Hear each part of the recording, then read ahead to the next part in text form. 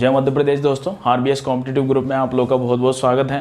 और दोस्तों आज मैं लेके आया हूँ वर्ल्ड जियोग्राफी का तीसरा वीडियो, जिसमें मैं आपको बताने वाला हूँ पृथ्वी के बारे में। दोस्तों जो पिछला हमारा वीडियो था ग्रहों को लेकर, उसमें मैंने पृथ्वी ग्रह के बारे में आपको नहीं बताया था, क्योंकि दोस्तों पृथ्वी जो होता है इसके काफ़ी सारे तथ्य होते हैं। क्योंकि पृथ्वी के बारे में अगर हम पढ़ते तो वीडियो काफ़ी लंबा हो जाता और आजकल लोग शॉर्ट वीडियो ज़्यादा पसंद करते हैं। तो दोस्तों आज मैं स्पेशल पृथ्वी का वीडियो लेके आया हूँ, यानी पृथ्वी ग्रह के बारे में हम सारे के सारे डिस्कस करने वाले हैं। जो भी तथ्य होते हैं वो सब हम यहाँ पर क्लियर करने वाले हैं। ठीक है दोस्तों, तो पिछला इस वीडियो से पहले आप पिछला वीडियो जरूर देखें। सन वाला जो वीडियो था वो भी आप देखें। पहला वीडियो जो सूर्य के ऊपर था, दूसरा जो वीडियो था हमारे जो 8 में से 7 ग्रह हैं उनके बारे में था, और आज का जो हमारा वीडियो है वो पृथ्वी को लेकर है। यानी कि पृथ्वी जो कि जिस पर हम रहते हैं और ये एक ग्रह है, इस ग्रह के रूप में इसकी क्या क्या विशेषताएं होती हैं उस सारी विशेषताओं को हम यहाँ पर डिस्कस करने वाले हैं। ठीक है दोस्तों, तो पूरा वीडियो देखें और पृथ्वी से संबंधित आपकी जो भी समस्याएं होंगी वो सारी समस्याएं आपकी आज सॉल्व होने वाली हैं।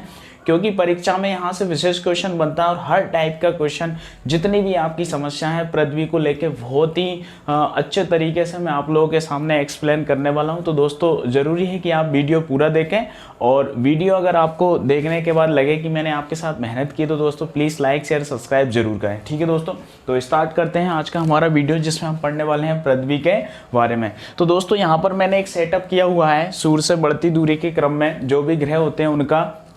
तो पिछले वीडियो में हमने किया था कि सूर्य से जो सबसे नज़दीक का ग्रह होता है वो बुध होता है, बुध के बाद शुक्र आता है, शुक्र के बाद क्या आता है पृथ्वी, जिसके बारे में हम पढ़ने वाले हैं। इसके बाद मंगल, बृहस्पति, शनि, अरुण और वरुण। तो सीधा यहाँ से क्वेश्चन बनता है कि सूर्य के सबसे नज़दीक का ग्रह कौन सा है तो बुध है, सूर्य के सबसे दूर का ग्रह कौन सा है तो वरुण है। पृथ्वी सूर्य से दूरी के क्रम में कौन से नंबर पर आता है तो पृथ्वी सूर्य से दूरी के क्रम में आता है दोस्तों 5वें नंबर का ग्रह।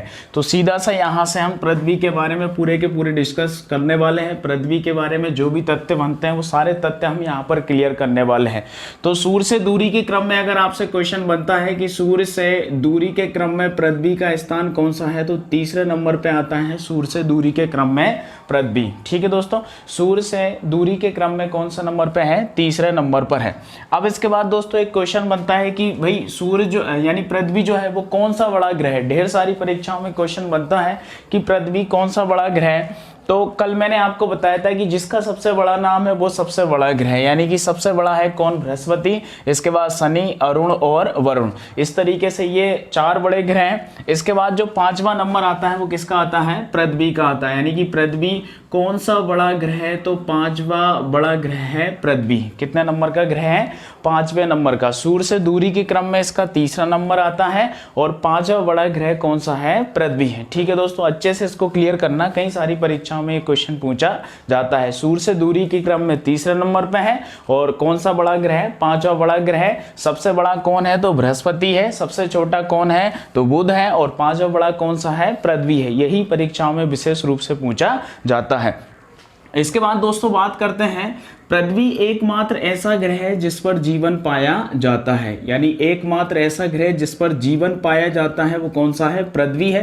भाई सीधी सी बात है, हम इस ग्रह पर रहते हैं तो हम सब जीवी तो हैं, यानी कि हमारे अंदर जीवन है। तो पृथ्वी पर जीवन पाया जाता है, यानी पृथ्वी पर एकमात्र ऐसा ग्रह, यानी कि सौर मंडल का एकमात्र ऐसा ग्रह जिस पर जीवन पाया जाता है तो वो कौन सा ग्रह है, पृथ्वी ग्रह। इसके बाद दोस्तों इसका एक उपग्रह है, यानी उपग्रह कल हमने डिस्कस किया था। उपग्रह जो होते हैं पिछले वीडियो में हमने डिस्कस किया था। तो उपग्रह इसका एक उपग्रह दोस्तों इसका कौन सा है, चंद्रमा। इसका एकमात्र प्राकृतिक उपग्रह है, कौन सा है, चंद्रमा। अब दोस्तों हमने कल पढ़ा था कि इन दोनों ग्रहों का कोई भी ग्रह नहीं होता, यानी बुध और शुक्र का कोई भी उपग्रह नहीं होता, और पृथ्वी का एक उपग्रह होता है चंद्रमा, इसके 2 होते हैं। और कल हमने पढ़ा था कि बृहस्पति के सबसे ज्यादा उपग्रह होते हैं, तो 79 मैंने वहां पर आपको बताया था। तो दोस्तों ये एक फैक्ट क्लियर तो होता नहीं है, क्योंकि रात दिन इनके ऊपर रिसर्च चल रहा है, तो कभी ज्यादा हो जाते हैं कभी कम हो जाते हैं। अभी सुनने में आया कि इसके सबसे ज्यादा उपग्रह हैं 82 इसके उपग्रह हैं, या शनि के कभी ज़्यादा हो जाते हैं। तो इन दोनों में लगभग कंपटीशन चलता रहता है, तो ज़्यादा कम ये होते रहते हैं। इनकी संख्या के बारे में कभी क्वेश्चन नहीं पूछा जाता। जिनके फैक्ट उपग्रह हैं, जैसे इसका पूछा जाता है कि भाई पृथ्वी का चंद्रमा है, मंगल के डिवोस फोवोस हैं और बृहस्पति बृहस्पति का गैनीमीड है, शनि का टाइटन और फोबे 2 उपग्रह पूछे जाते हैं। इसका टाइटेनिया पूछा जाता है, उसका ट्रीटोन पूछा जाता है। ये उपग्रह आप लोगों को विशेष रूप से क्लियर करना है। तो पृथ्वी का एकमात्र उपग्रह होता है कौन सा? चंद्रमा होता है। इसके बाद दोस्तों यहाँ पर बात करें तो पृथ्वी जो होती है ना, पृथ्वी के अगर आप देखें तो 71% भाग पर क्या होता है? जल होता है। पृथ्वी के 71% भाग पर क्या है? जल है। और अगर स्थल की बात करें तो स्थल लगभग दोस्तों है 29% हिस्से पे। तो कुछ लोग अलग अलग बता देते हैं, हाँ 71 से अधिक भी हो जाता है, तो लगभग 71 आप एक कॉमन मान के चलिए, इसके आसपास कभी आ जाता है। तो दोस्तों 71% जल होने के कारण जब इसको आकाश से देखते हैं ना, ऊपर से जब इसको देखते हैं तो ये कैसा दिखाई देता है? नीला दिखाई देता है। कैसा दिखाई देता है? नीला दिखाई देता है। तो नीले रंग का ग्रह कौन सा है? कौन सा ग्रह है? पृथ्वी नीले रंग का ग्रह कहलाता है। इसके बाद दोस्तों हमने हरे रंग का ग्रह पिछले वीडियो में पढ़ा था, आप कमेंट्स के माध्यम से बताएंगे हरे रंग का ग्रह कौन सा है। तो ये नीला ग्रह, हरा और नीला दोनों बहुत ज्यादा कंफ्यूज करते हैं भाई, अच्छे से आप लोग क्लियर करना। पानी जो होता है ना दोस्तों, ये रंगहीन होता है, रंगहीन, गंधहीन और स्वादहीन होता है। पानी का जो सूत्र होता है H2O, आपने पढ़ा होगा साइंस में। तो वैसे इसका कोई रंग नहीं होता, लेकिन जब ये इकट्ठा दिखता है और दूर से जब आसमान से इसको देखते हैं तो कैसा दिखाई देता है? नीला दिखाई देता है। अब पृथ्वी, भैया आपने देखा होगा कि पृथ्वी पर पेड़ पौधे होते हैं, वो कैसे होते हैं? हरे होते हैं। अब पेड़ पौधे हरे होते हैं तो वो 29% भाग पे होंगे, 71% भाग पे तो नहीं होंगे। और आसमान से जब आप देखेंगे तो बड़ा वाला हिस्सा दिखेगा, ना कि छोटा वाला हिस्सा दिखेगा। तो ज्यादा हिस्सा पानी का है तो पानी ज्यादा दिखता है, इसलिए पृथ्वी कैसा दिखाई देता है? नीला दिखाई देता है। ठीक है दोस्तों, तो ये पृथ्वी के जो होते हैं स्पेशल तथ्य हैं। दूरी के क्रम में तीसरे नंबर पे है और ये 5वां बड़ा ग्रह है, एकमात्र ग्रह जिस पर जीवन पाया जाता है। इसका एक उपग्रह है जिसका नाम चंद्रमा है। पृथ्वी पर 71% जल होता है और स्थल 29% होता है, और 71% जल के कारण ही इसको नीला ग्रह कहा जाता है, क्योंकि आसमान से देखने पर ये कैसा दिखाई देता है? नीला दिखाई देता है। इसके बाद दोस्तों बात करते हैं, ये आप इसका स्क्रीनशॉट ले सकते हैं अगर आपको अच्छा लगा हो तो। हाँ, इसके बाद नेक्स्ट कंडीशन की बात कर सकते हैं। तो दोस्तों इसमें अगली कंडीशन बनती है इसकी गतियाँ, पृथ्वी की गतियाँ।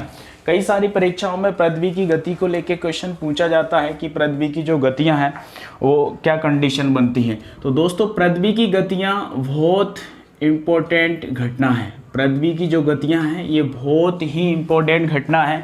पृथ्वी की गतियों से ही पृथ्वी पर जो परिवर्तन होता है वो सारी चीज़ें हमें दिखाई देती हैं, वो परिवर्तन ही होता है। ठीक है दोस्तों, अब पृथ्वी की जो गति होती है ना, 2 प्रकार की गति होती है। सबसे पहले हम बात करते हैं दैनिक गति की। किसकी? दैनिक गति। दैनिक गति, या इसी को कहा जाता है, या इसी को आप कह सकते हैं अक्षीय गति। क्या कह सकते हैं? अक्षीय गति। दैनिक गति या अक्षीय गति। दैनिक गति का मतलब होता है कि पृथ्वी एक दिन में जो घूमती है उसको दैनिक गति कहेंगे। दूसरी बात अक्षीय गति। अक्ष और कक्ष 2 चीज होती हैं भाई। हर ग्रह क्या होता है? अपनी कक्षा के सापेक्ष घूमता है, यानी कि कोई भी ग्रह जो होता है, जैसे आपने देखा है, हमने सूर्य के बारे में पढ़ा है। सूर्य क्या होता है? मंदाकिनी के केंद्र के चारों तरफ चक्कर लगाता है। उसके केंद्र के चारों तरफ चक्कर लगाने की कंडीशन को हम उसकी अक्षीय गति कहते हैं। क्या कहते हैं? कक्षीय गति, क्योंकि वो कक्षा में घूमता है। अब सारे के सारे ग्रह सूर्य की परिक्रमा करते हैं, यानी कि वो सभी ग्रह जो है वो सूर्य के चारों तरफ जो घूम रहे हैं उसको भी हम क्या कहेंगे? कक्षीय गति, क्योंकि वो कक्ष के सापेक्ष घूम रहे हैं। अब अक्ष का मतलब ये होता है कि भाई कोई भी चीज जो होती है वो अपने आप में भी घूमती है। कैसे भाई? अपने आप में भी घूमती है। जैसे आपने देखा होगा कि पृथ्वी खुद भी घूमती है। जैसे आपने देखा होगा एक पहिया होता है, भैया भाई खुद भी घूमता है तभी तो वो किसी दूरी को कवर करता है। इसी कारण क्या होता है कि पृथ्वी खुद भी घूमती है, और खुद भी घूमने के कारण जैसे ऐसे ऐसे पूरा का पूरा एक गोला चक्कर लगाती जाती है, तो इसी प्रकार से घूमते घूमते सूर्य की परिक्रमा करती है। तो 2 गतियां पृथ्वी की बनती हैं। एक तो जो वो खुद अपने आप में एक बार गोला घूमती है, और दूसरी बात जैसे कोई बस है, आपने देखा होगा बस का एक पहिया यहाँ से घूमा, जैसे बीनागंज से गुना अगर कोई बस जा रही है तो उसका एक बार पहिया ऐसे घूमा, फिर 2 बार 3 बार 4 बार ऐसे घूमता जाएगा और एक निश्चित समय में या 1 घंटे में वो क्या होगा? गुना पहुंच जाएगा। तो इसी तरीके से क्या होता है? पृथ्वी भी अपने अक्ष पे 1 बार घूमती है, 2 बार घूमती है, 3 बार घूमती है, घूमती ऐसे सूर्य के सापेक्ष एक चक्कर पूरा लगा लेती है।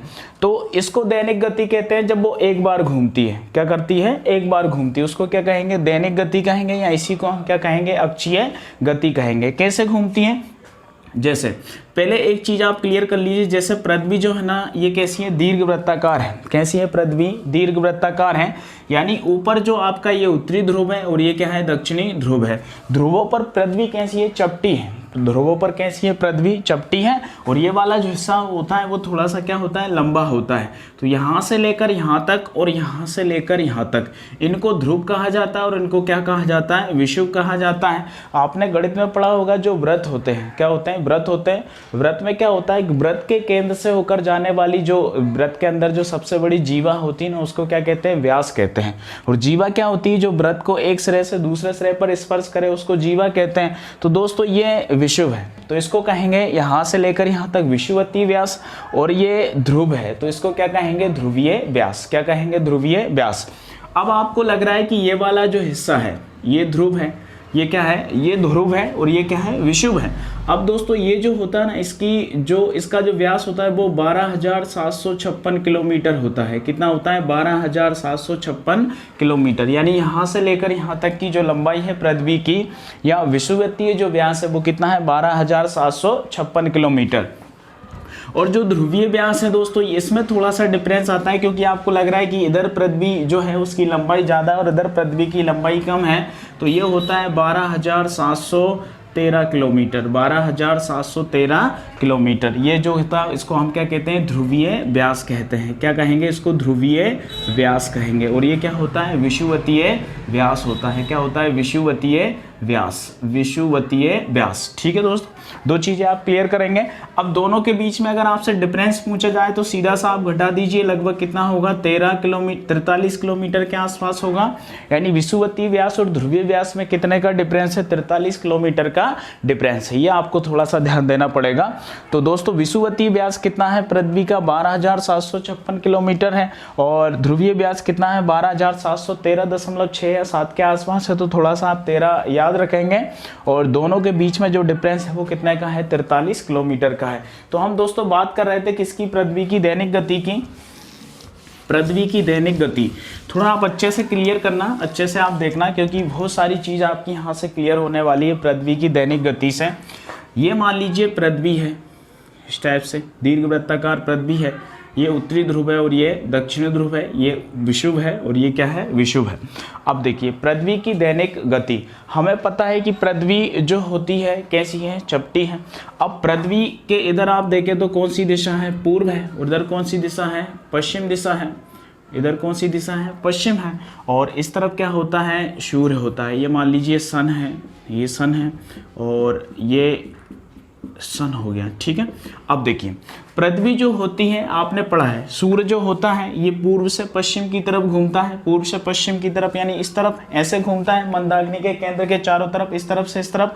और पृथ्वी जो होती है वो पश्चिम से पूर्व की तरफ घूमती है। यानी कि जैसे मान लीजिए ये पृथ्वी है, ये पृथ्वी है, तो ये किस तरफ घूमेगी, इस तरफ, ऐसे करके। कैसे भाई, इधर से इस तरफ, यानी कि पश्चिम से पूर्व की तरफ। तो सीधा क्वेश्चन आता है दोस्तों, पृथ्वी किस तरीके से घूमती है, यानी कि पृथ्वी की जो घूमने की दिशा है वो क्या है, तो पश्चिम से पूर्व की तरफ घूमती है। कैसे, जैसे मान लीजिए यहाँ से चली तो ऐसे घूमेगी, ऐसे घूमेगी, इस तरफ से घूमते घूमते घूमते घूमते घूमते घूमते वापस उसी कंडीशन में आ जाएगी। यानी पृथ्वी कैसे घूमती है, पश्चिम से पूर्व की तरफ। ये मान लीजिए पृथ्वी का सीधा अक्ष हो गया और इसके सापेक्ष कैसे घूम रही है, इस तरफ, ऐसे करके पश्चिम से, यहाँ से चलेगी पश्चिम से और ऐसे ऐसे घूम के आएगी, यानी पश्चिम से पूर्व की तरफ घूमती है पृथ्वी। ठीक है, अब देखिए जब ये घूमती है तो आपको पता लगा है कि यहाँ पे सूर्य है। वही पृथ्वी के सापेक्ष हम सूर्य को क्या मानेंगे, स्थिर मानेंगे, है ना, कि यानी कि ये गति नहीं करना। वैसे हमें पता है कि जो सूर्य है वो मंदाकिनी के केंद्र के चारों तरफ गति कर रहा है, लेकिन अभी हम इसको क्या करेंगे, स्थिर मानेंगे। यानी इसको नहीं मानेंगे कि भाई ये गति कर रहा है, क्योंकि पृथ्वी इसके चारों तरफ क्या कर रही है,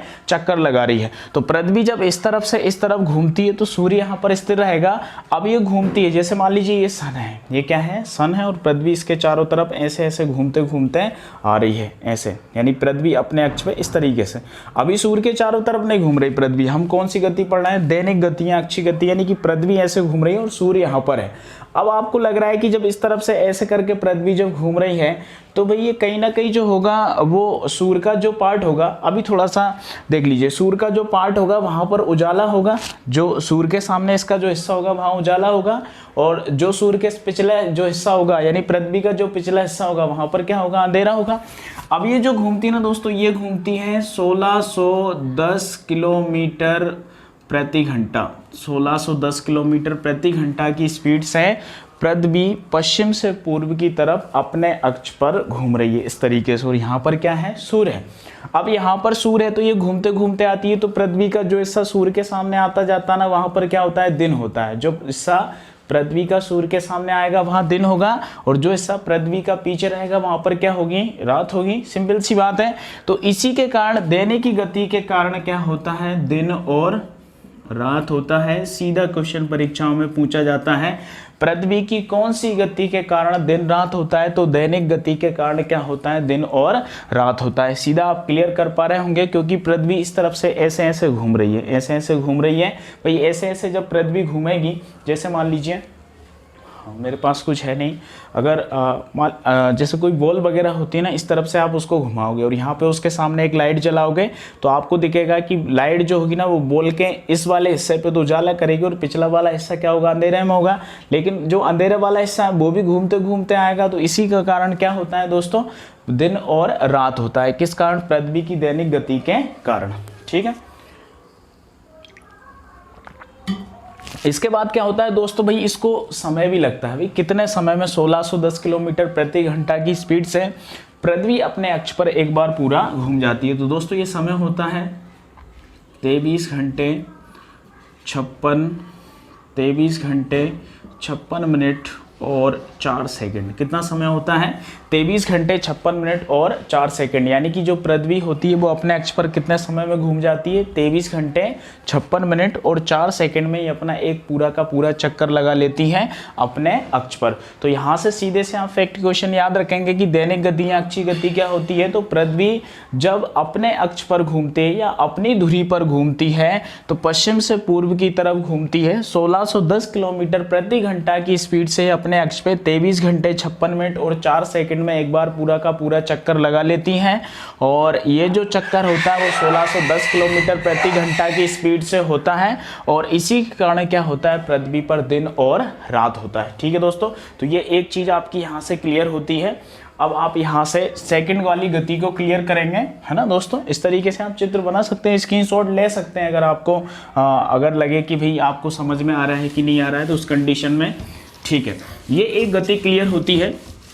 दूसरी गति है ये दैनिक गति या अक्षीय गति हम इसको कहते हैं। नेक्स्ट इसी को दोस्तों परिभ्रमण गति भी कहते हैं। क्या कहते हैं, परिभ्रमण गति। ये भी एक नाम याद रखेंगे। दूसरा होता है दोस्तों वार्षिक गति। वार्षिक गति या इसी को हम कह सकते हैं कक्षीय गति, क्योंकि कक्षा के सापेक्ष घूमती है, कक्षीय गति। या इसी को हम कह सकते हैं परिभ्रमण गति। क्या कहेंगे, परिभ्रमण गति, परिक्रमण सॉरी, है ना, परिभ्रमण। पिछली वाली गति को कहेंगे परिक्रमण गति। ये ठीक है, परिक्रमण गति। 3 नाम इसके हो सकते हैं। वार्षिक गति आप कह सकते हैं इसको, इसके बाद कक्षीय गति भी कह सकते हैं, परिक्रमण गति कह सकते हैं, उसको क्या कह सकते हैं, दैनिक गति। कक्षीय की जगह उसमें कह सकते हैं आप अक्षीय गति। यहाँ परिक्रमण है उसको कहेंगे परिभ्रमण। परिभ्रमण का मतलब होता है दोस्तों, हम खुद भ्रमण करते हैं उसको क्या कहेंगे, परिभ्रमण कहेंगे। जैसे हम खुद घूम रहे हैं तो हम क्या कहें, भाई परिभ्रमण करने गए थे। यानी अब परिक्रमण करेंगे तो हम परिक्रमण, यानी परिक्रमण में क्या होता है, हम किसी दूसरे के सापेक्ष उसका परिक्रमण करते हैं। जैसे मंदिर में परिक्रमा नहीं करते, तो वही वाली बात होती है परिक्रमण, यानी कि किसी दूसरे के चारों तरफ घूमना क्या कहलाता है, परिक्रमण कहलाता है। अब देखिए जरा, जैसे मान लीजिए ये सन है, जैसे मान लीजिए ये सन है, ये सन हो गया। अब पृथ्वी ऐसे करके दीर्घवृत्ताकार है, इस टाइप से ऐसे दीर्घवृत्ताकार पृथ्वी है, ये इस तरीके से ये पृथ्वी है। ये क्या है, पृथ्वी है। इस तरीके से आप नाम देंगे दोस्तों, चित्र से अच्छा समझ में आएगा इसलिए मैंने ये फिलअप किया है। हाँ, पृथ्वी, और ये क्या है, पृथ्वी है, इस तरीके से। अब पृथ्वी जो है आपको पता है, इधर पूर्व दिशा है, इधर पश्चिम दिशा है, इधर से इस तरफ ऐसे करके घूमती है। यहाँ आएगी पहले, इसके बाद यहाँ आएगी, इसके बाद यहाँ जाएगी, इसके बाद यहाँ पर आएगी, ये कंडीशन होती है। तो ऐसे करके पृथ्वी ऐसे करके यहाँ से घूमते घूमते किस तरफ से, पश्चिम से पूर्व की तरफ, इस तरफ से घूमते घूमते कहाँ पे, सूर्य के चारों तरफ ये घूमती है। किस मार्ग में घूमती है? तो दोस्तों ये सीधा क्वेश्चन पूछा जाता है, दीर्घवृत्ताकार मार्ग में। कैसा मार्ग है? दीर्घवृत्ताकार मार्ग में पृथ्वी सूर्य के चारों तरफ घूमती है। अब दोस्तों जब ये पृथ्वी सूर्य के चारों तरफ घूमती है तो कंडीशन क्या बनती है? इस गति को जैसे आपने पढ़ा है कि हमने जब दैनिक गति पढ़ा था तो उसमें पृथ्वी अपने अक्ष पे घूमती है, एक बार घूमती है इस तरफ से, ऐसे घूमते घूमते घूमते घूमते आगे बढ़ती है, यहाँ आती है, यहाँ आती है, इस तरफ आती है, ऐसे करके चारों तरफ ये चक्कर लगाती है। तो इसको हम कहते हैं दीर्घवृत्ताकार मार्ग में सूर्य की ये गति करती है। तो कितने समय में ये पूरा का पूरा एक चक्कर लगाती है, क्वेश्चन पूछा जाता है दोस्तों। तो इसको समय लगता है 365 दिन और 6 घंटे, 365 दिन और 6 घंटे, ये इसको समय लगता है। ये एक फैक्ट समय है, ठीक है दोस्तों, ये एक फैक्ट समय, यानी कि भाई जो ये समय जो होता है ना ये थोड़ा सा कम हो जाता है। 365 दिन का समय तो लगता ही है, लेकिन ये जो 6 घंटे होते हैं इसको डिवाइड कर देते हैं, अलग तरीके से भी इसको बता देते हैं। इस समय को आप ऐसा भी कह सकते हैं 365 दिन 5 घंटे 48 मिनट और 46 सेकंड, ये भी कह सकते हैं लगभग आप। तो ये दोस्तों 48 मिनट 46 सेकंड होते हैं ना, तो लगभग इसको वो एक घंटा बना लेते हैं। तो एक घंटा मिला के लगभग कितना हो जाता है? ये 6 घंटे हो जाएंगे, 5 और 1 कितना हो जाएगा? 6 घंटे हो जाएगा। और दोस्तों ये जो सूर्य के चारों तरफ एक पूरा चक्कर लगा लेती है, इसको हम कहते हैं सौर वर्ष। क्या कहेंगे? सौर वर्ष। और सौर वर्ष यानी क्या होता है? अपने हिसाब से एक वर्ष होता है। सौर वर्ष का मतलब क्या होगा? अपने पृथ्वी वालों के हिसाब से एक वर्ष होता है, क्योंकि हमने पढ़ा है कि एक साधारण वर्ष में 365 दिन होते हैं और एक लीप वर्ष में 366 दिन होते हैं। तो दोस्तों वो पृथ्वी की गति के कारण ही ये कंडीशन बनती है। कैसे बनती है? जैसे पृथ्वी एक साल में जब घूमती है ना, तो 365 दिन 6 घंटे या 5 घंटे 48 मिनट 46 सेकंड में सूर्य की एक परिक्रमा कर लेती है। अब 1 साल में 6 घंटे, 2 साल में 12 घंटे, 3 साल में 18 घंटे और 4 साल में 24 घंटे। 24 घंटे यानी दोस्तों लगभग कितना हो गया? एक दिन हो गया। तो अगले साल में जाके क्या होता है? जो लीप वर्ष होता है वो 4 साल में ये जाके 366 दिन बना देता है। तो इस तरीके से लीप वर्ष में एक साधारण वर्ष से एक अधिक दिन होता है, यानी कितने होते हैं? 366 दिन होते हैं। इसके बाद क्या होता है दोस्तों? सौर वर्ष, यानी कि इस परिक्रमा पूरी की पूरी जो सूर्य के सापेक्ष परिक्रमा करती है, इसी को हम क्या कहेंगे? सौर वर्ष कहेंगे। दिनों की संख्या आप क्लियर कर चुके हैं और समय कितना लगता है ये भी आप क्लियर कर चुके हैं। अब दोस्तों इसके कारण क्या होता है? वहाँ पर हमने पढ़ा था कि वार्षिक गति के कारण क्या होते हैं? दिन रात होते हैं। अब आपने देखा कि जब पृथ्वी इस तरफ से इस तरफ घूमती है और 1 साल का समय लगता है, तो आप दैनिक जीवन में क्या देखते हैं? दैनिक जीवन में आप ये देखते हैं कि पृथ्वी जो होती है जब 1 साल पूरा करती है तो सर्दियों में दिन छोटे हो जाते हैं, गर्मियों में दिन बड़े हो जाते हैं। यानी एक सीधी सी घटना हो जाती है कि वार्षिक गति के कारण क्या होता है? दिन रात छोटे या बड़े होते हैं, दिन रात छोटे या बड़े होते हैं। सीधा इंपॉर्टेंट क्वेश्चन बनता है, दिन रात किसके कारण होते हैं? तो दैनिक गति के कारण होते हैं। दिन रात छोटे बड़े किसके कारण होते हैं? तो वार्षिक गति के कारण होते हैं। और दोस्तों इसी गति के कारण क्या होता है? ऋतु परिवर्तन होता है। इसी गति के कारण क्या होता है? ऋतु परिवर्तन होता है। अब ऋतु परिवर्तन की दोस्तों 2 कंडीशन होती है। एक तो पृथ्वी की जो परिक्रमण गति, वार्षिक गति है, कक्षीय गति जो होती है। दूसरी बात पृथ्वी का अपने अक्ष पर झुका होना, पृथ्वी का अपने अक्ष पर झुका होना। अभी हम इसके बारे में डिस्कस करेंगे, अपने अक्ष के सापेक्ष और अपने कक्ष के सापेक्ष जो पृथ्वी झुकी हुई है। तो 2 कंडीशन के कारण, यानी ऋतु परिवर्तन के कारण और अपने अक्ष पर झुके होने के कारण क्या होता है? ऋतु परिवर्तन होता है। तो वार्षिक गति या कक्षीय गति के कारण पृथ्वी पर जो महत्वपूर्ण घटनाएं होती हैं वो कौन कौन सी हैं? दिन रात छोटे या बड़े होते हैं, ऋतु परिवर्तन होता है। ठीक है, ये 2 कंडीशन। अब थोड़ा सा इसके बारे में डिस्कस करते हैं। अब आपको पता है कि पृथ्वी जो होती है वो क्या होती है? दीर्घ वृत्ताकार मार्ग में सूर्य के चारों तरफ परिक्रमा करती है।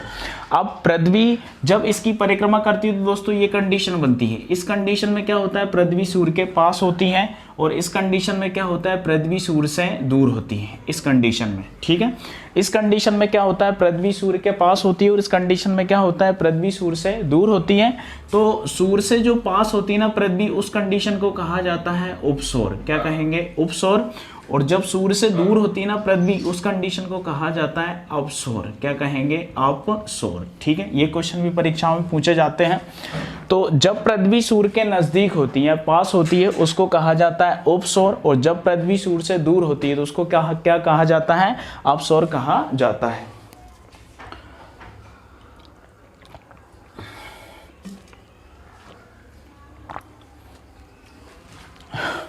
ठीक है दोस्तों, तो ये उपसौर हो गया और ये क्या होगा? अपसौर। उपसौर की घटना जो होती है दोस्तों, ये कब होती है? 3 जनवरी को होती है, और अपसौर की घटना कब होती है? 4 जुलाई को होती है। कब होती है? 4 जुलाई को होती है। अब इस कंडीशन में आपसे दूरी भी पूछी जा सकती है। तो इस कंडीशन में दोस्तों जो दूरी होती है ये 14.70 करोड़ के करीब होती है, 14.7 होती है कब? उपसौर में। और जो अपसौर की कंडीशन यानी जब पृथ्वी दूर होती है तो 15.21 करोड़ के आसपास होती है। कितनी होती है? 15.21 करोड़ के आसपास ये दूरी होती है। ठीक है दोस्तों, तो सिंपल सी बात है, आप लोगों को ये याद रखना है। अब देखिए, अब एक कंडीशन क्या बनती है कि पृथ्वी यहाँ से घूमते घूमते इस तरफ से इस तरफ जा रही है, और ये पूरी की पूरी परिक्रमा एक साल में यानी 365 दिन कितने? 6 घंटे में कंप्लीट कर देती है, या फिर आप इसको कह सकते हैं 5 घंटे 48 मिनट या 46 सेकंड। और ये पूरी की पूरी परिक्रमा जो करती है इसको सौर वर्ष कहा जाता है। इसी के कारण क्या होते हैं? दिन रात छोटे बड़े होते हैं, और इसी के कारण क्या होता है? ऋतु परिवर्तन होता है। दीर्घ वृत्ताकार मार्ग में ये गति करती है। ये पूरा का पूरा एक चित्र मैंने सेटअप किया है, इसमें आप 2 चीजें समझ पा रहे हैं कि उपसौर अपसौर क्या होता है। क्योंकि पृथ्वी दीर्घ वृत्ताकार है, तो जब इस कंडीशन में पृथ्वी आती है, इस कंडीशन में तो पृथ्वी सूर्य के पास होती है, पृथ्वी सूर्य के पास होती है, उसको उपसौर कहा जाता है। ये 3 जनवरी को ये घटना होती है, और 14.70 करोड़ पृथ्वी और सूर्य के बीच की दूरी होती है। इसके बाद दोस्तों यहाँ जो इसकी दूरी होती है ये उपसौर, ये अपसौर कहलाता है। जब पृथ्वी सूर्य से दूर होती है तो ये कितनी दूरी होती है? 15.21 करोड़, और ये घटना कब होती है? 4 जुलाई को होती है। अब दोस्तों ये उपसौर और अपसौर को मिलाने वाली एक काल्पनिक रेखा होती है, इसको कहा जाता है एफ साइड रेखा। क्या कहेंगे? एफ साइड रेखा। सीधा आप याद रखेंगे कि एफ साइड रेखा क्या होती है, तो उपसौर और अपसौर को मिलाने वाली काल्पनिक रेखा जो होती है उसको क्या कहा जाता है? एफ साइड रेखा कहा जाता है। ठीक है दोस्तों, तो ये सीधे के सीधे यहाँ से हमारे काफी सारे तथ्य क्लियर होते हैं पृथ्वी की गतियों को लेके। तो 2 चीजें आप लोग याद रखेंगे, एक होती है कौन सी? वार्षिक गति, एक होती है दैनिक गति। दैनिक गति क्या होती है? पृथ्वी का अपने अक्ष पे घूमना दैनिक गति कहलाता है, अपने अक्ष पे यानी अपनी धुरी पे घूमना। इसके बाद वार्षिक गति क्या होती है? पृथ्वी का अपने कक्ष पे घूमना, पृथ्वी का अपने कक्ष पे, यहाँ उसको कक्षीय गति भी कह सकते हैं, उसको परिभ्रमण गति कहते हैं, इसको परिक्रमण गति कहा जाता है। ठीक है दोस्तों, तो ये पृथ्वी की गतियां हैं, काफी सारी परीक्षाओं के लिए आपके लिए इंपॉर्टेंट है। नेक्स्ट बात करते हैं, तो पृथ्वी का अपने अक्ष पर और कक्ष पर झुका होना, ये 2 क्वेश्चन भी आपके लिए काफी इंपॉर्टेंट हैं। पृथ्वी का अपने अक्ष पर और अपने कक्ष पर झुका होना। अब आपने सुना होगा कि पृथ्वी अपने अक्ष पर झुकी है 23.1/2 और अपने कक्ष पर झुकी है 66.1/2। अगर आप दोनों को जोड़ लेते हैं तो दोस्तों ये हो जाता है 90 डिग्री। कितना हो जाता है? 90 डिग्री। और अर्धवृत्त पर बना कोण कैसा होता है? समकोण होता है। अब थोड़ा सा आप जरा देखना, पृथ्वी जो है इस कंडीशन में है, दीर्घवृत्ताकार पृथ्वी आप कह सकते हैं, और थोड़ा सा सही कर लेते हैं। पृथ्वी जो होती है वो कैसी होती है? दीर्घवृत्ताकार होती है इस तरीके से। ये विषुव है, विषुव है, इसको मिलाने वाली रेखा को कहा जाता है विषुवत रेखा। क्या कहेंगे? विषुवत रेखा। और विषुवत रेखा को ही भूमध्य रेखा कहा जाता है, भूमध्य रेखा या 0 डिग्री अक्षांश रेखा। अब इसका ऊपर वाला हिस्सा उत्तरी गोलार्ध और नीचे वाला हिस्सा दक्षिणी गोलार्ध। जब अक्षांश और देशांतर पढ़ेंगे तो दोस्तों बहुत अच्छे से इसको क्लियर करेंगे। इसके उत्तरी गोलार्ध में 23.1/2 इसको कहा जाता है कर्क रेखा, और दक्षिणी गोलार्ध में 23.1/2 इसको कहा जाता है मकर रेखा। क्या कहेंगे? मकर रेखा। और ऊपर से उत्तरी ध्रुव से और दक्षिणी ध्रुव को, ये उत्तरी ध्रुव है, ये दक्षिणी ध्रुव है, इनको मिलाने वाली रेखा को कहा जाता है ध्रुवीय रेखा। क्या कहेंगे? ध्रुवीय रेखा। जैसे ये विषुवत रेखा है, ऐसे ये ध्रुवीय रेखा या पृथ्वी कह देते हैं कभी कभी। और इसी को कहा जाता है 0 डिग्री देशांतर। क्या कहेंगे? 0 डिग्री देशांतर। जैसे 0 डिग्री अक्षांश रेखा है, इसको कहेंगे 0 डिग्री देशांतर। ये पृथ्वी की स्थिति है। लेकिन दोस्तों पृथ्वी जो है ना वो वास्तव में इस तरीके से है नहीं है। ये अपन एक कल्पना कर रहे हैं कि पृथ्वी एकदम से ऐसी है, लेकिन पृथ्वी अपने अक्ष पे भी झुकी है और अपना जो सूर्य की परिक्रमा करती है उसके कक्ष के सापेक्ष भी झुकी है। देखिए कैसे झुकी है। अगर एक और ऐसा ही चित्र बनाते हैं इस तरीके से, ऐसे, और थोड़ा सा अच्छा बना लेते हैं, ऐसा अगर आप चित्र बनाओ तो ऐसे ही है। पृथ्वी कैसी है? दीर्घवृत्ताकार है। अब देखिए जो विषुवत रेखा है ना, ये विषुवत रेखा वास्तव में इस तरीके से ना होके ये रियल में इस तरीके से, यानी कितनी है? तिरछी है, एकदम सीधी नहीं है। बाकी आप अगर इसके बारे में चर्चा करते हैं, इसको पढ़ते हैं तो एकदम से अपन सीधे बनाते हैं, लेकिन वास्तविकता में ऐसा नहीं है। ये एकदम से क्या है? तिरछी है। तिरछी है तो इसका मतलब विषुवत ये हुआ और ये हुआ। इसको आप कहेंगे विषुवत रेखा। क्या कहेंगे? विषुवत रेखा। अब ये विषुवत रेखा है तो निश्चित रूप से ऐसे करके यहाँ पर आपकी ये कौन सी रेखा होगी? ये दक्षिणी गोलार्ध होगा, ये उत्तरी गोलार्ध होगा। ये होगी आपकी मकर रेखा। कौन सी रेखा? मकर। और इधर जो होगी आपकी ये कौन सी होगी? कर्क रेखा। ये कौन सी होगी? कर्क रेखा। अब निश्चित रूप से जब ये कंडीशन है तो ये वाली कंडीशन जो है ये ऐसे करके, ये जो आपकी थी ये कहीं ना कहीं तिरछी होगी भाई। कहीं ना कहीं अगर ये तिरछी है तो ये कौन सी रेखा हो गई भाई? आपकी ध्रुवीय रेखा। क्या हो गई? ध्रुवीय रेखा या 0 डिग्री देशांतर रेखा। अब 0 डिग्री देशांतर रेखा है तो भाई आप इसका यहाँ से एकदम से ऐसा पूरा का पूरा एक क्लियर करते हैं। यानी कि अगर आप इसकी ये जो सीधी रेखा थी, अगर आपसे यहाँ सीधी एक काल्पनिक रेखा आप खींचें तो काल्पनिक रेखा खींचे ना दोस्तों, ये जो कंडीशन बनती है ये बनता है 23.1/2। यानी कि यहाँ से लेकर यहाँ तक का टोटल पूरा कोण कितना होना चाहिए? 90 डिग्री। तो ये 23.1 जो बनता है ना, ये अपने अक्ष पर झुकी है। कितना? अपने अक्ष पर। ये सीधा क्वेश्चन बनता है। इन दोनों के बीच में जो कोण बनता है वो कितना होता है? 23.1/2। यानी पृथ्वी अपने अक्ष पर झुकी है। कितना? 23.1/2। और यहाँ से यहाँ तक का ये जो आपको बड़ा कोण दिख रहा है ये कितना होता है? 66.1/2। ये होता है अपने कक्ष पर झुका। यानी पृथ्वी अपने कक्ष पर झुकी है। कितनी? 66.1/2। ठीक है दोस्तों, इसको अच्छे से क्लियर करना है क्योंकि कंफ्यूजन होता है काफी सारे लोगों में। क्योंकि कई बार ऐसा होता है कि आप कक्ष और अक्ष ही नहीं समझ पाते कि भाई कक्ष और अक्ष क्या होता है, और ये इसमें जो डिफरेंस होता है वो 23.1/2 क्या है, 66.1/2 क्या है। तो यहां से अगर आप देखें ये और ये टोटल कोण कितने डिग्री का बनता है? 90 डिग्री का बनता है। ठीक है दोस्तों, तो यहाँ से जब 90 डिग्री का कोण बनता है तो ये जो रेखा है और ये जो आपकी रेखा है ये क्या होती है? तिरछी हो जाती है। क्योंकि वास्तव में ऐसा नहीं है, पृथ्वी अपने अक्ष पर और कक्ष पे झुकी है, इसके कारण ये क्या तिरछा होता है। और जब वास्तविकता से इसकी तुलना की जाती है ना, तो जैसे ये वास्तविकता है, इस पृथ्वी को ऐसा होना चाहिए, लेकिन रियल में क्या है? पृथ्वी इस तरीके से है। अगर हम कल्पना करें कि एकदम सीधी होती तो ऐसी होती, तो ऐसी होने के कारण भाई यहाँ पे ये रियलिटी का ये है, रियलिटी ये है। तो कितनी झुकी है? तो 23.1/2 अपने अक्ष पे झुकी है और कक्ष पे कितनी? 66.1/2 झुकी है। ठीक है दोस्तों, तो इसको आप अच्छे से क्लियर करेंगे। हाँ, मुझे विश्वास है कि आप लोगों को समझ में भी आ गया होगा। ठीक है दोस्तों, अब पृथ्वी के बारे में अन्य अगर डिस्कस करें तो दोस्तों काफ़ी सारे क्वेश्चंस पृथ्वी के बारे में बनते हैं। जैसे कल हमने क्लियर किए थे, कई सारे क्वेश्चन हमने पृथ्वी के बारे में कल भी पढ़े थे अन्य चीज़ों के सापेक्ष। तो कल हमने पढ़ा था कि आकार बनावट और व्यास के हिसाब से, आकार बनावट और व्यास के हिसाब से पृथ्वी किसके समान है? शुक्र के समान है। किसके समान है? शुक्र के समान है। आकार पृथ्वी का लगभग, ये पृथ्वी और शुक्र जो होते हैं ना, दोनों ग्रह दोस्तों लगभग सेम माने जाते हैं कि दोनों सेम है। क्योंकि बड़े छोटा, पृथ्वी थोड़ा सा बड़ा है, शुक्र थोड़ा सा छोटा है, लेकिन लगभग ये आकार में और बनावट में और व्यास में दोनों सेम है। अब भैया अगर आप दो बहनें देखें तो लगभग उनका आकार जो होगा, उनका जो बनावट होगा, दो बहनों का लगभग सेम होता है। इसलिए पृथ्वी की बहन कहा जाता है किसको? शुक्र को। क्या कहेंगे? पृथ्वी की बहन। कभी कभी भगनी भी बोल देते हैं, क्योंकि संस्कृत भाषा में भगनी का अर्थ बहन ही होता है। कभी कभी पृथ्वी की जुड़वा बहन भी इसको कह दिया जाता है। ठीक है, क्योंकि आकार बनावट और व्यास में किसके समान है? पृथ्वी के समान है। इसके बाद दोस्तों अगर नेक्स्ट चीज देखें, घनत्व अगर आप देखें, पृथ्वी का घनत्व देखें, इसके बाद दिन का मान देखें, दिन का मान, और अगर आप अक्ष का झुकाव देखें, क्या देखें, अक्ष का झुकाव।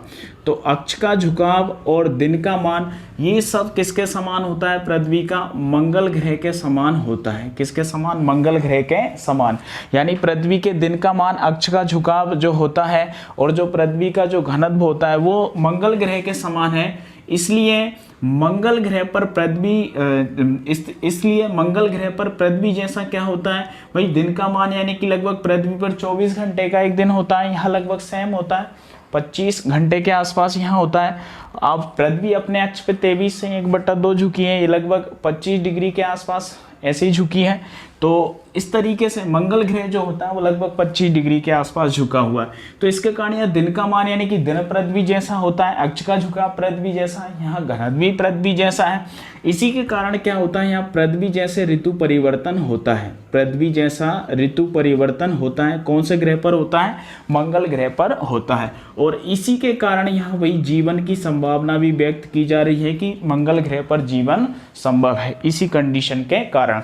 अब पृथ्वी सूर्य की परिक्रमा 365 दिन अभी मैंने आपको बताया, और ये करता है 687 दिन में। तो ये लगभग, ये भी अगर एक सौर मंडल की कंडीशन के हिसाब से देखें तो ये बहुत बड़ा एक समय होता है। और इतना समय जो होता है ना भाई, ये दोस्तों लगभग नॉर्मल होता है, ये ज़्यादा समय नहीं होता है, ये बहुत कम समय होता है।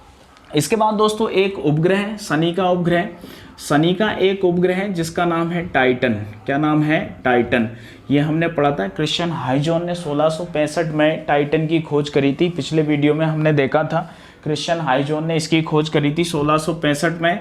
और दोस्तों टाइटन जो होता है आकार में बुध ग्रह के बराबर है। किसके बराबर है, बुध ग्रह के बराबर। लेकिन दोस्तों इसकी एक विशेष बात यह है कि पृथ्वी जैसा सघन वायुमंडल यहाँ पर पाया जाता है। जैसे पृथ्वी में एक वायुमंडल पाया जाता है, उसी प्रकार से यहाँ पर टाइटन ग्रह पर पृथ्वी जैसा सघन वायुमंडल पाया जाता है। पृथ्वी जैसा सघन वायुमंडल कहाँ पाया जाता है, मंगल ग्रह पर पाया जाता है। ठीक है दोस्तों, तो ये काफ़ी सारी इंपॉर्टेंट चीज़ें मैंने आपको पृथ्वी को लेके बताई हैं।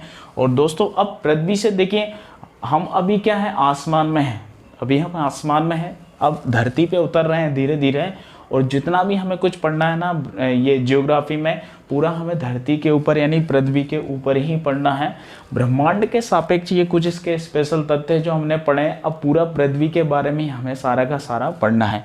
कुछ और फैक्ट बनते हैं जो हमें यहाँ पे पढ़ना है, हाँ, खगोल विज्ञान को लेके या खगोल को लेके या जो हम पढ़ रहे हैं ब्रह्मांड को लेके, ये अन्य सारी चीज़ें हम यहाँ पर पढ़ेंगे। ठीक है दोस्तों, तो पृथ्वी के लेके ये जितनी भी समस्याएं होती है दोस्तों, जितने भी क्वेश्चन बनते हैं वो सारे के सारे क्वेश्चंस मैंने आपको यहाँ पर क्लियर करवाए हैं। अन्य सारी चीज़ें हम पृथ्वी के बारे में ही पढ़ेंगे, जो भी पढ़ेंगे। तो ये दोस्तों आप वीडियो एक बार पूरा जरूर देखें, क्योंकि जितने भी सारे तथ्य थे, स्पेशल तथ्य थे पृथ्वी ग्रह को लेके, अन्य सारी चीज़ें हम नेक्स्ट वीडियो में आगे पढ़ने वाले हैं। ठीक है दोस्तों, तो वीडियो अगर आपको अच्छा लगे तो दोस्तों प्लीज़ लाइक शेयर सब्सक्राइब जरूर करें। ठीक है दोस्तों, जय मध्य प्रदेश, धन्यवाद।